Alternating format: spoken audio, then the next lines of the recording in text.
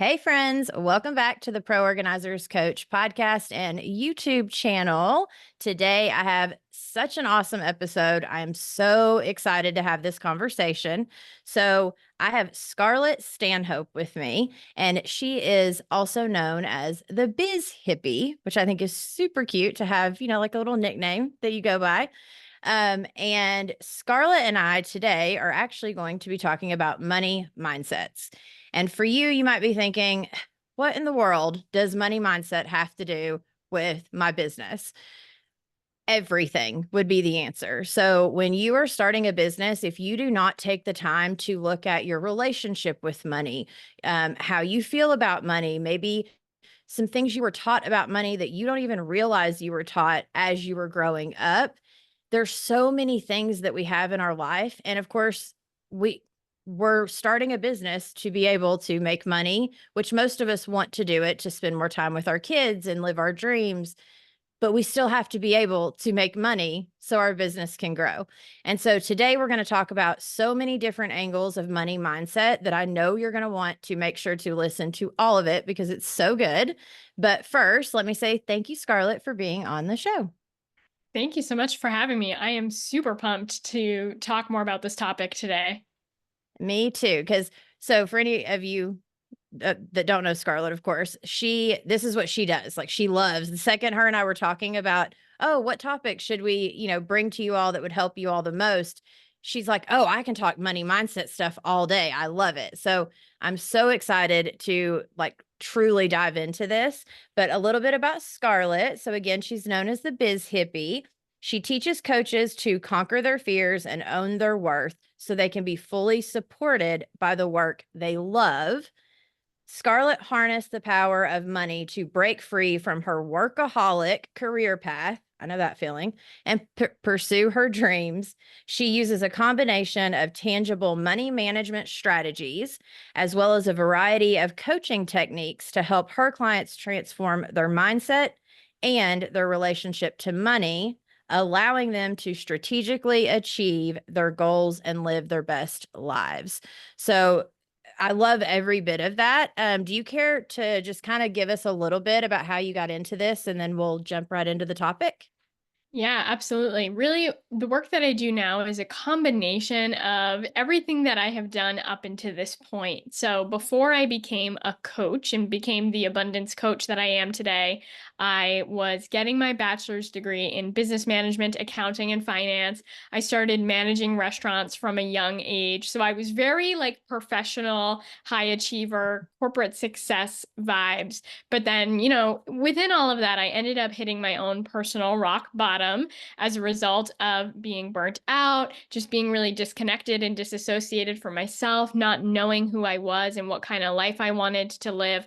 I had really just been driven by success and achievement and money Mhm. up until that point in my life. And so after that, I slowly pivoted from being this like business type of person to going full on hippie. And this is where the biz hippie comes from. That's when I became a life coach. That's when I started doing yoga and then teaching yoga and like traveling and attending retreats and then growing my coaching business and being very coach hippie woo woo focused. And then over time, I discovered that it's valuable to bring both of these skills together. So I brought my financial background, my money strategy background, my personal finance background with my coaching style and my personal growth and development tools. And I combined all of that together to help other entrepreneurs on this journey who are doing the same thing that I want to do, which is live my best life and do it without money stress holding me back. So that has really brought me to where I am today and the work that I do now.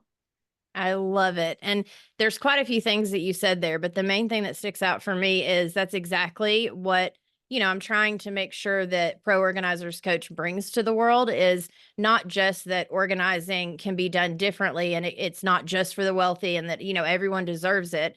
Not just those things, but it's also the fact of when we are starting a business, if we're going to be creating a life that we want, why wouldn't we create a life that we love? And the other thing you said is you brought both sides of you. So instead of feeling like, oh, I have to be this professional person or I have to be, the hippie, oh, wait, I can actually combine the two. And that makes me stand out authentically, which is what brings your people to you. And that's exactly how we stand out in the marketplace and as a business owner. And that is when like the mission and the passion and all of the things start happening. And you're like, wow, I'm actually living this life that like I had only dreamed of.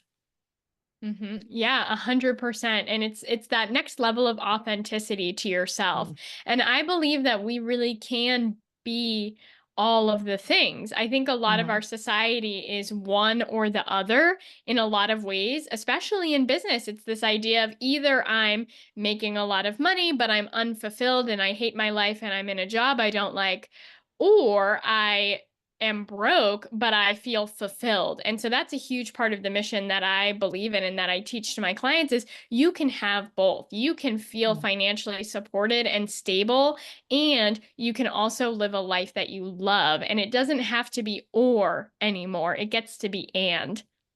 Absolutely. I know I love the time of history we live in because people are awakening to the fact that it is and it's not or anymore. You know, a lot of our ancestors, our grandparents, or whoever, like they had to do it a certain way. But the Mhm. age that we live in right now, like we get to have the privilege of having so many more options. And I know sometimes that can be overwhelming, but at the same time, just like me and you having this conversation, it is a beautiful thing when you figure out what do I love? Who am I authentically? And then how can I partner that to actually help the people that I'm meant to help in my life? Yeah, absolutely. And then as a result of that, make money, right? Sometimes there's Right. this idea of, I'm being of service, so I don't deserve to make money. It's not okay for me to make money because I'm helping someone else, because I'm doing what I love and I'm doing it out of service and care for others. And so therefore I shouldn't make money. But that's not accurate and not true. In fact, you can have both of those things. What you're doing can be from a place of service and love and passion, and you can also get paid to do that in a way that benefits everybody. Absolutely. And honestly, that brings us into the first point, which is owning your price point and your worth. And the reason that I love this is because I'm actually editing an episode right now that I'm getting ready to put out. And I was coaching with one of my ladies, and she was having that exact issue of, well, I don't know, I love doing this. It comes so natural to me. I enjoy it. So I just can't see paying, someone paying me even more than what I'm asking for right now. And so we had this whole talk around it. But I would love to get your perspective and kind of, what your thoughts are around owning our price point, but it also being tied to our worth and owning our worth. Yeah. And there's a lot on this topic Hmm. that we could go into here because one is, when you're running a business, what you're doing is you're putting yourself out there and saying, my services are valuable. They are worth receiving money. And so it takes a lot of personal self development to become successful in your business because you have to believe that you have services that are worthy and deserving of receiving payment, right? So there's a huge chunk of self-worth and personal development that has to go into being confident enough in the services that you're providing to be able to receive money. And part of that comes from experience, right? You're going to start with a lower price point when you're Hmm. new and then build up from there. But often there's these other layers that are keeping us stuck. It's like, even there's lots of people that I talk to and they're so good at what they do, but there's still this fear of, but I don't want to charge people and it's wrong for me to do this. And so one piece of that is really cultivating your own worth, really allowing yourself to see the value of what you are providing and allow Hmm. yourself to actually acknowledge that and see it as the service, right? If you allow yourself to truly see how great you are at what you do, then you'll be able to really own your worth and charge at that higher price point that you are deserving of receiving. And also seeing, what impact does it have for you on the one hand, and also for the client to Mhm. own your worth and charge your price point. I mean, for you, what it does is it allows you to keep going. If you're not getting paid and you're not able to support yourself, you cannot continue to serve because you have to live and you have to survive in order to continue to offer your services to the world. So, not getting paid is a disservice to the world because the world will Mhm. no longer be able to receive your services if you can't afford to live. But then on the client perspective as well, this is something that I love to coach on and have this mindset shift around money is a lot of people that I talk to, they have this idea that it's wrong to charge, that it's a disservice to the person to ask them for their money. But in my opinion, it is not a disservice. It is part of the service that you are providing to request payment. And here's why. I was actually just talking about this with a client recently. And he's a personal trainer, but this applies to every example in every Mhm. industry. I said, so what happens when you have a person that comes to you and you help them a little bit, but you like don't make them an offer and they don't pay you?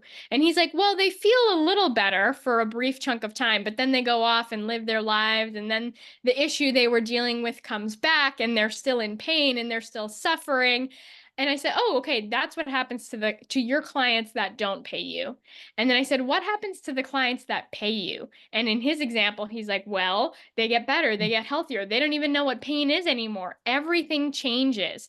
Right? So you requesting payment is a service that you are providing to your clients because you are giving them the opportunity to commit to what is most important to them, to commit to themselves, to commit to what they need, especially with organizing, right? I bet a lot of people Mhm. put that off for a long time and for a variety of reasons. But by requesting payment, you are requiring that they commit to doing this work that they have been avoiding. And in fact, the money and requesting the money is the first service that you Mhm. provide to your clients. It's also the most important one.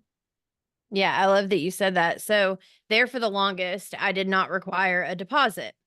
And I realized I was doing a disservice not only to myself because I only do one session per day. So if someone cancels on me, and people were canceling on me as I was driving there that morning, like my whole day's planned around this session. And then, oh, well, and they would like almost freak themselves out about especially when it was the first session. Now, once we did the first one, normally they were fine, but that first session, people can tell themselves a lot of things. So I finally got to where I was like, listen, I have to have a deposit to get booked on my calendar. The second I started doing that and telling them, if you reschedule within 72 hours of our session without it being like sickness or an emergency, then I keep the deposit. So the second I started doing that, I've not had anyone cancel, the night before, the morning of. Now there's been sickness and stuff come up. That's fine. But the percentage of people, and I've even also gotten to the point where during the phone call and the consultation, I will tell them, now, listen, before our first session, your brain is going to start trying to convince you that this is not a good idea, that this is scary, or that this is too much, or that, whatever the thought is, you're going to have to kind of coach yourself a little and remind yourself, no, I have already committed to this. I've already paid the deposit. Samantha is coming. She has a plan. We're going to get it figured out. And I think a lot of us, especially in the beginning, the idea of having a conversation like that with a client is so scary because we don't know what we don't know yet. But very quickly, you start to see that, wait, if they don't have any skin in the game, they're going to run all over me, and then I'm going to be upset. They're going to be upset. There's no boundaries put in place, which one of my favorite sayings is, the best way that I can show you love and myself love at the same time is by having a boundary. They're Mm, important to have those boundaries. And so a money boundary is just as important. And I love everything you said about it and agree 1,000%. It is a disservice to them if you don't have them get some kind of skin in the game, because then they will talk themselves out of it. And then 3 years from now, they're going to call you again. And they're going to still be in the exact same place that they were when they called you the first time. Yeah, 100%. And that's what it comes down to is how much skin do you have in the game? And that comes to offering a price in the first place, like your deposit, and saying, I'm in, I'm committed to it. But it also has to do with your price point as well. There's a lot of people that I talk to who have this idea that the lower my costs, the better. The lower my price, the better. Mm, People are going to want a lower price from me. But that's also not inherently true. I believe that no matter what price you charge, could be $35 an hour, it could be $35,000 an hour. No matter what price you charge, there is somebody on this planet who is willing to pay that price and will pay you that price. It's not a matter of if like if someone will pay it, they will. The matter is who. Who is going to be the person that will pay you $35 for an hour, and who's going to be the person that will pay you $35,000 for an hour? And so when you're setting your price point, what you're actually doing is you're creating a filter system for the clients that you want to work with, right? If mhm, you're only willing to work with the $35 an hour person, who are you going to attract?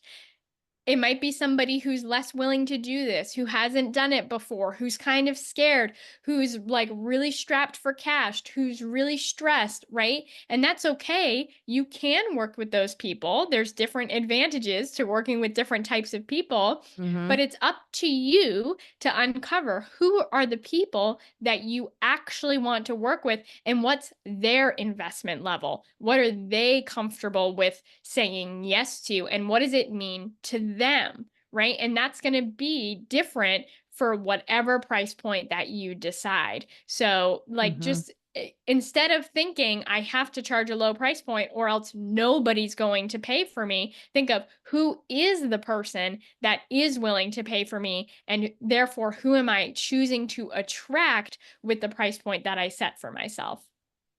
yeah, and I think we could just stop the podcast right there. Yep, there you go. There you Wisdom. go, done, yeah. It's true, and I've actually never looked at it that way of it is a filter and it is a standard of the type of clients that you're going to attract. Now, I knew that was the case, but I've never looked at it as, because exactly what you said, we all look at it from our own perspective. We forget about the client sometimes when we're building our business.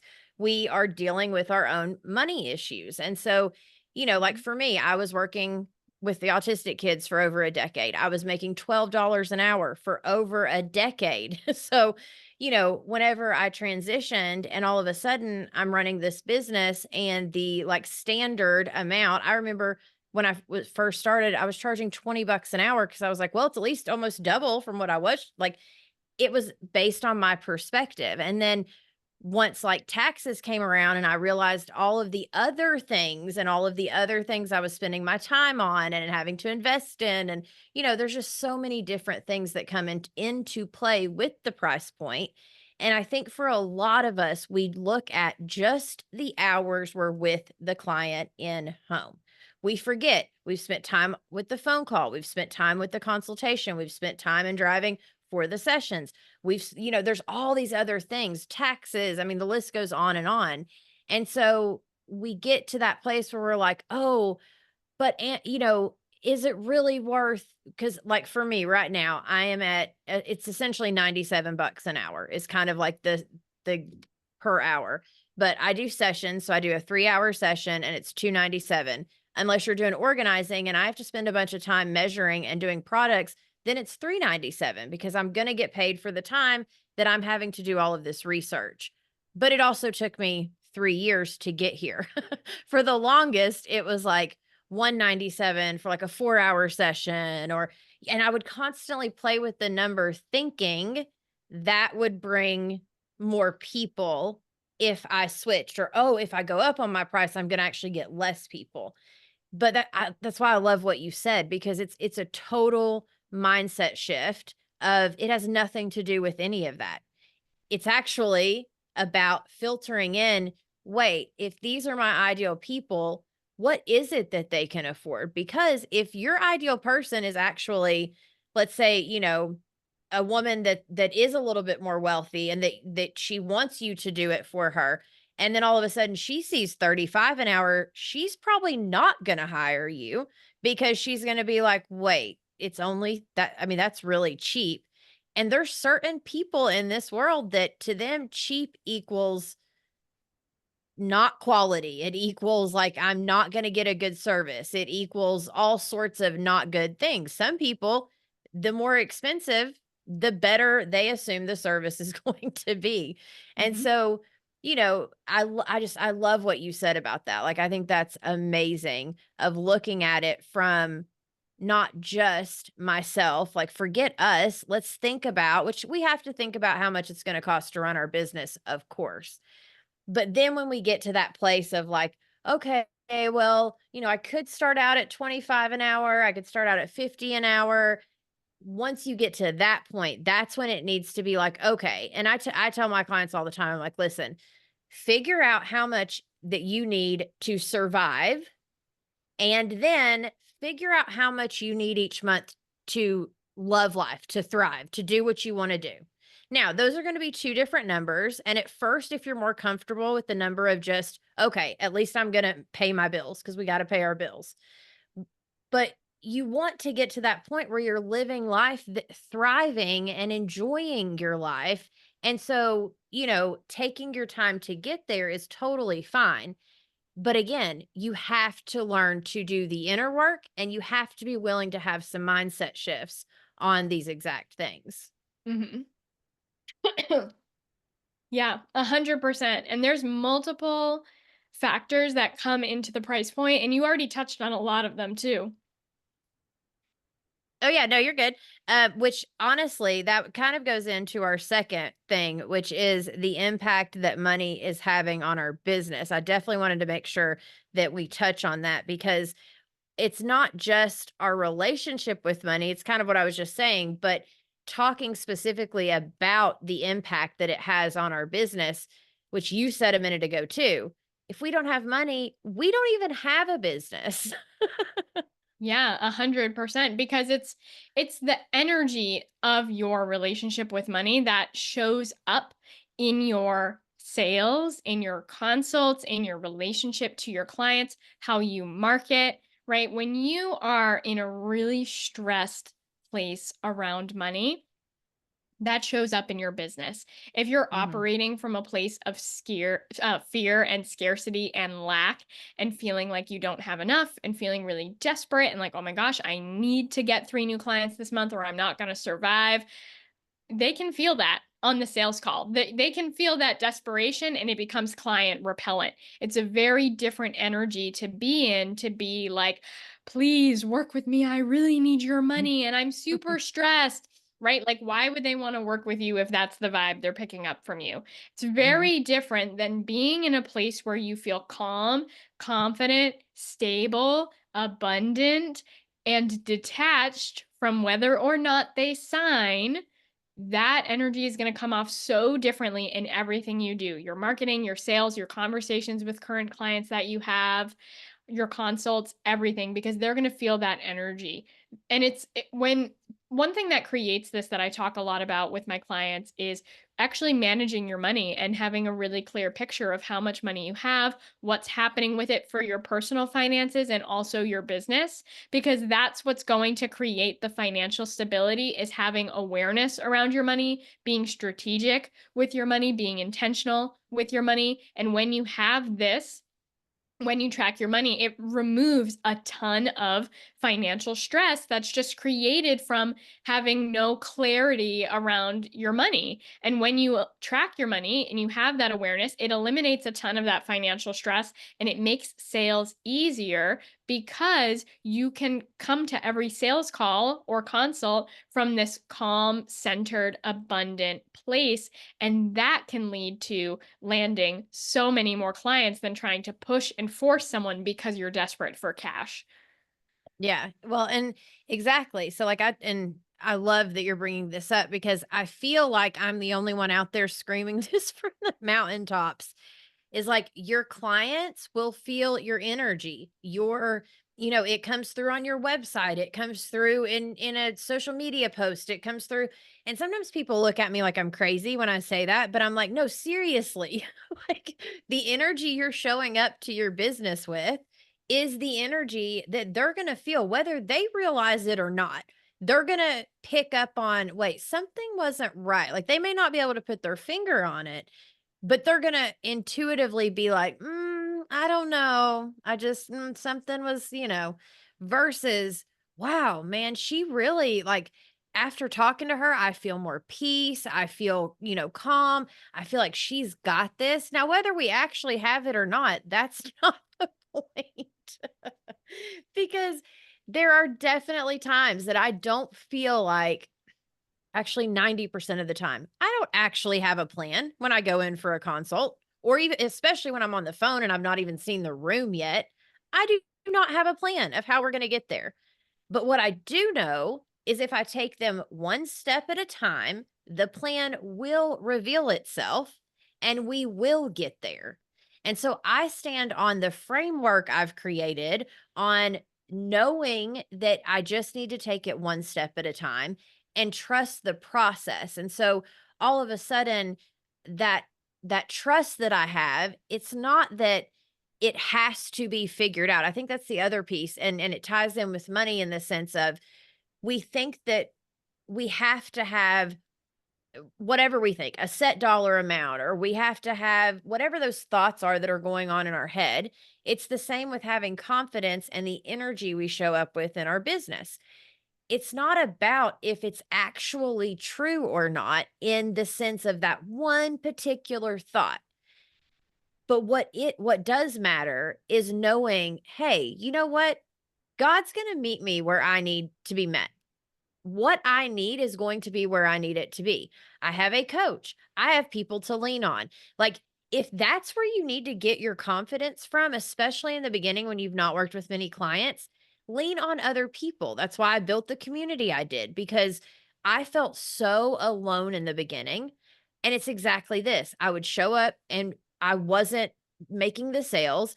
I felt like a scattered hot mess because I didn't know what I didn't know. And on top of that, I didn't feel like I had anyone I could ask either. And so I was trying to pull different pieces from all these different teachers online and different things. And I was kind of confusing myself a little more, I think, than actually getting clarity. And so but to me, that's what I love about what I'm doing and about anyone that listens is because when you have a community, when you have a coach, when you have people around you that are doing similar things, and you obviously wouldn't be listening to this if you didn't want better for yourself. Once you start taking those steps, things start to fall into place. You start to get that confidence. Like there is a process to it, but the process is there and it works. And it's the same with the money mindset. Yes, you need to know your numbers. Yes, you need to look at it. But you also need to trust that like, hey, if other people have gone before me and they've done this, I can absolutely do this thing, whatever this is, when it comes to my business. Yeah, 100%. And I love everything that you said too around that journey. Like the entrepreneurial journey it's important to know that it takes time, right? Mm, And you can start making money right away, right? That's important to know that it's possible to be successful very quickly, and it's very normal for it to take time. That's part of it. It's new, it's different. There's a learning curve. You have to learn new skills, how to deliver the services you're saying you can provide, and then how to market and sell those services. If you've never done that, it's going to take time to mhm, do. So that's part of it, is one, recognizing that if you're not seeing the results right away that you expected, that it doesn't mean anything about you, and it doesn't mean that you're a failure. It means you're learning. It means you are doing it. You are showing up. You have skin in the game and you're continuing to mhm, go. In fact, the more you're failing, it means the more you're moving forward in the direction that you want to go, which is different from somebody who doesn't even have failures because they're just sitting on the couch waiting for magic to happen. Right. And another thing that really helps and has helped me in the length of my business is, again, being really confident and strategic with my money so that I can be in it for the long haul, right? Mhm. Some of us start a business with this idea of, I'm going to start a business, I'm going to make a ton of money right away, and it's going to be awesome. I mean, that's what I did. And that didn't happen. And then I was super stressed about money. And again, just like we Mhm. already talked about, that all of that money stress comes into the business and has a huge impact on your business for a variety of ways. So when you're really on top of your money and strategic with your money, and you know your numbers and you continue to find ways to keep going with your Mhm. business, even if you're not seeing the results that you want to see, even if you're not making the money that you really want to be making, when you have a really good and solid relationship with your money mindset, with the way you manage and track your money, that's going to help make your business success inevitable because you'll be able to keep going even when you're not seeing the results that you want to be seeing. Yeah, I love it. So I wonder if, or for everyone listening, right? Like if they were sitting across from you right now and they were like, okay, Scarlett, like you've sold me, I'm ready to shift my money mindset. Do you have like maybe an exercise or some kind of even like a journaling exercise or some way? Because we've already learned we definitely need to look at our numbers. Like for sure, we need to look at our numbers and know our numbers.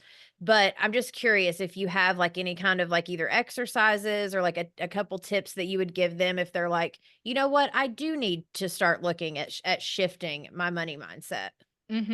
Yeah, there's definitely lots of little things that you can do to get started. One of the most simplest and also most impactful things that you can do is start to notice where you're spending your money and why. Right. And just even notice, like, what decisions am I making and why am I making these decisions? What am I choosing? What am I prioritizing? And what life am I creating as a result? Right? Because every time you spend money on something, there's a reason and it means something about you. Right? You can spend on something because it's going to be really fun and I prioritize fun and it's important to me and it feels so good to do this thing and spend time with friends. Just notice that. But you could also do the same exact activity and do it because you're like, oh my gosh, my life sucks. Everything's horrible. I just need a distraction. Get me out of here. Right. So it doesn't matter exactly what you're spending on, it matters why and what's the energy behind that. That's really what it comes down to. You want to notice in your day to day life, when are you taking action from a place of fear and lack and scarcity and not enoughness? When is that driving your actions? When are you like, oh my gosh, I'm so stressed about money, so I better go get a client, right? Or, oh my gosh, I just feel so horrible. I just like need a coffee so that this day could be better, right? Like just notice that versus this feels so good. This is what I want. I'm so excited to help this person's home feel better. Like, and whatever that other side of the coin is, notice when is that showing up and how can you create more of that? How can you limit your spending and action from a place of like scarcity, lack, and fear, shift into more of an abundant energy, focusing on what it is you do want, and then take action from that place, whether it's how you spend your time, your energy, or your money, whatever action you take as a result, making sure it's coming from that abundant energy as often as possible. I love it. Like that is, again, like you said, it's so simple, but it's huge because everything that we have learned, like becoming coaches and knowing as coaches and entrepreneurs and all the things, is it all starts with awareness. If you don't have awareness of it, it can never shift. It will never shift. Nothing will ever change because you're not aware of it. So it can. And so I love that you not only said, hey, start paying attention to these things, figure out the why behind it, but then start doing things from that place of abundance and try to limit how often you're doing it from a place of lack. Because even for me, something as simple as, and I know this is a horrible analogy, but it's just what came to my head.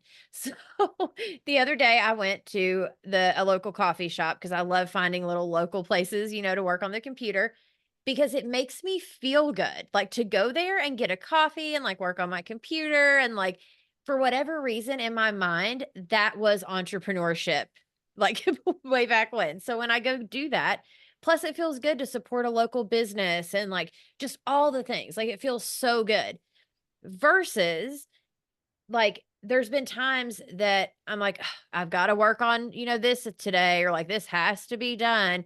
Like just you mentioning that, I've never really thought about it, but we do show up differently to those even small things that we're spending money on. Like, I've got to buy dinner for my family again. Man, it costs so much money or whatever it is, right? Like even the energy we show up to those things in is going to then cause a domino effect into our business and it's just going to make everything better all the way around as we start to become more and more aware of it and we get to become more intentional, which is what I love about being an entrepreneur. It's the awareness, but then it's also we get to choose what our actions are. We get to choose our intentions and like what we are creating. Like creating is the best thing in the world.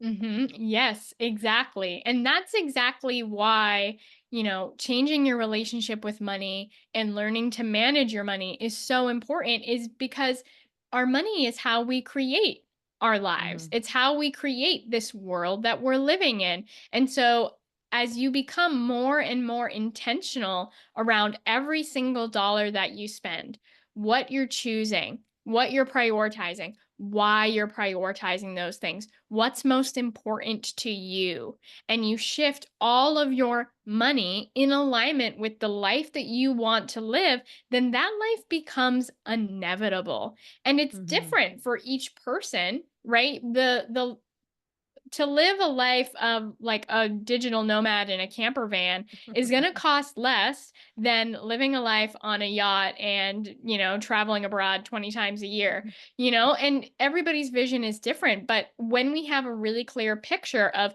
who we are, what our current situation is financially, what our current relationship to money is, the life that we want to live, and what our vision looks like, that's when Mm. we can really strategically map out the financial reality of that life. Because maybe you don't need 50 clients at a time. Maybe you don't need to work this many hours at your job in order to live your vision. Maybe you just need to do less, and you can Mhm. still have everything that you want and need. But all of that comes from having so much awareness around what's happening with your money and the way you interact with your money, and then how that shows up and impacts your business and the work that you do. Ugh, I couldn't have said it better myself. Like the whole time you're saying it, I'm like, yes, yes, yes, yes. Like we talk about this all the time in the group coaching community. Like, I tell because especially when you're first getting started, and sometimes even later on in business, when we don't know our numbers, like you're saying, of the money part, and we just assume, I need more clients, I need more clients, I need more clients, I need more clients. You're in that like awful energy that feels no good to anyone versus, well, hold on. How much do I actually need? Which is why I a lot of the times have them do the what do you need to live, but then what do you need to thrive, right? Like what would you love to be bringing in? Because once we know those numbers and then we look at, oh, well, how much do I charge per session? Oh, you mean I don't have to work 90 hours a week and have 15 clients every single week to make that much money? Really? Like this all of a sudden it's like exactly what you said of you may actually have plenty with what you're already bringing in or be so close to it that you're like, "Oh, I just need to be a little more aware of where I'm spending it, but I am bringing in enough money to where I could do these things. And now let me shift just a few little things and all of a sudden it's right there in front of you."